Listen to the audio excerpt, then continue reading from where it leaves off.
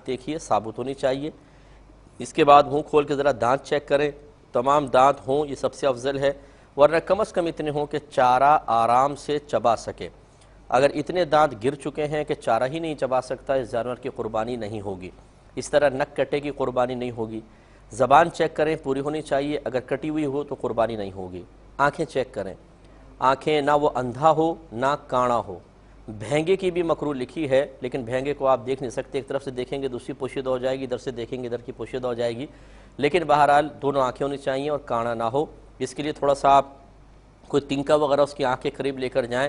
اگر آنکھ جھپکاتا ہے تو اس کے مطلب آنکھ صحیح ہے, کیونکہ ہمارے یہاں ایک سے ایک ماسٹر لوگ ہیں, اور خصوصاً پاکستانیوں کے ذہن اس قسم کے کاموں میں بعض, مطلب میں ہر ایک پاکستانی کو نہیں کہہ رہا ہوں, خود میں بھی پاکستانی ہوں, لیکن ہمارے ہاں ایسے ہیں لوگ کہ آنکھوں کے اندر شیشے فٹ کر دیتے ہیں, کانا بکرا ہوتا ہے اور آپ پہچان نہیں پاتے کہ یہ صحیح ہے یا غلط ہے. اس لیے اچھی طرح چیک کر لیجئے.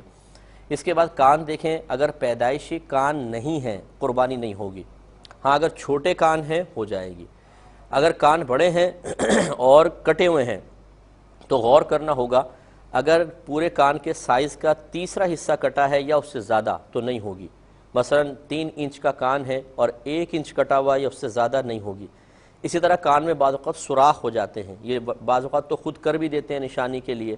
اگر وہ بھی پورے کان کی 1/3 کے برابر سوراخ ہے یا اس سے زیادہ ہے تو اس کی قربانی نہیں ہوگی. سینگ کا مسئلہ یہ ہوتا ہے کہ پیدائشی کا سینگ نہیں نکلے ہو جائے گی, پیدائشی کان ہو نہ ہو نہیں ہوگی, پیدائشی سینگ نہ ہو جائے گی. اور اگر جڑ سے سینگ ٹوٹا ہوا ہے, مثال کے طور پر جڑ سے بالکل, تو اس کی قربانی نہیں ہوتی.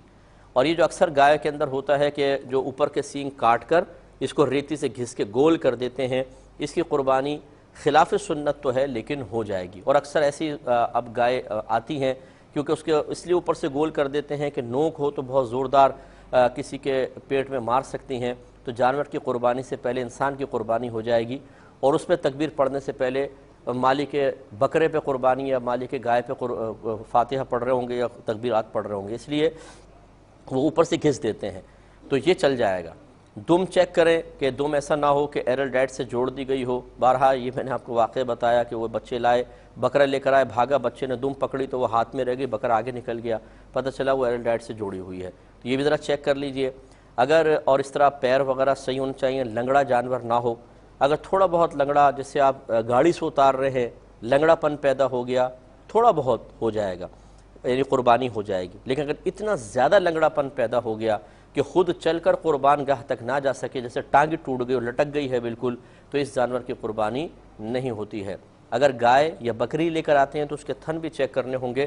بکری کے دونوں تھن صحیح ہونے چاہیے, ایک خراب ہوا ایک صحیح نہیں ہوگی. اس طرح گائے کے کم از کم 3 تھن صحیح ہونے چاہیے, 4 صحیح ہوں یہ بہت اچھا ہے, کم از کم 3. اور اگر 2 خراب ہے 2 صحیح, اس کی بھی قربانی نہیں ہوگی. تو تھوڑا سا توجہ فرمائیں. آخری مسئلہ عرض کر کے پھر ان سوالات کی طرف آتا ہوں. اگر ایک آدمی جانور لے آیا, گھر پہ آ کے پتہ چلا کہ اس میں خطرناک قسم کا عیب ہے, مثال کے طور پر آنکھیں خراب ہیں, ایک آنکھ ٹھیک ایک آنکھ نہیں ہے صحیح, تو یہ کانا بکرا ہوا. اب یہ دیکھیں گے لایا کون ہے, غنی ہے مالک نصاب یا شرعی فقیر ہے. اگر مالک نصاب لایا ہے اور یہ کسی طریقے سے قربانی سے پہلے اس کے عیب کو ختم کر سکتا ہے, تب تو اس کے لیے قربانی بالکل جائز ہے, اسی جانور کی کر لے, عیب ختم کرے اور اپنے قربانی کر لے.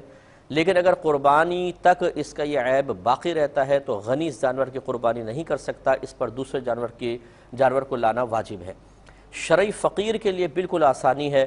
اگر یہ عیب دار جانور لے آیا غلطی سے, جان بوجھ کے نہ لے کر آئے, غلطی سے عیب دار جانور آ گیا تو یہ ختم کرنے کی کوشش کرے, بہت اچھی بات ہے. لیکن اگر اس کے جانور کا عیب قربانی تک باقی رہتا ہے تو کوئی مسئلہ نہیں, وہ اسی جانور کو قربان کر دے, شرعی فقیر کی قربانی ہو جائے گی. شرعی فقیر سے مراد جو مالک نصاب نہیں ہوتا ہے. وجہ اس کی واضح ہے کہ اگر غنی کوئی جانور خرید کے لاتا ہے تو اس پر قربانی واجب تو تھی, لیکن خاص اس جانور کی قربانی واجب نہیں تھی.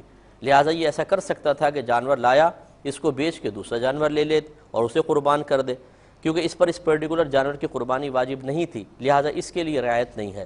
لیکن شرعی فقیر جو جانور خریدتا ہے اس پر فوراً اس جانور کی قربانی واجب ہو جاتی ہے. لہذا اب اسی جانور کو اس کو ذبح کرنا ہوگا، اس کو یہ ادھر ادھر نہیں کر سکتا، نہ بیچ سکتا ہے، نہ اس کو رکھ سکتا ہے، لہذا اسی عیب کے ساتھ ذبح کرے گا، اس کی قربانی اللہ تعالیٰ قبول فرمائے۔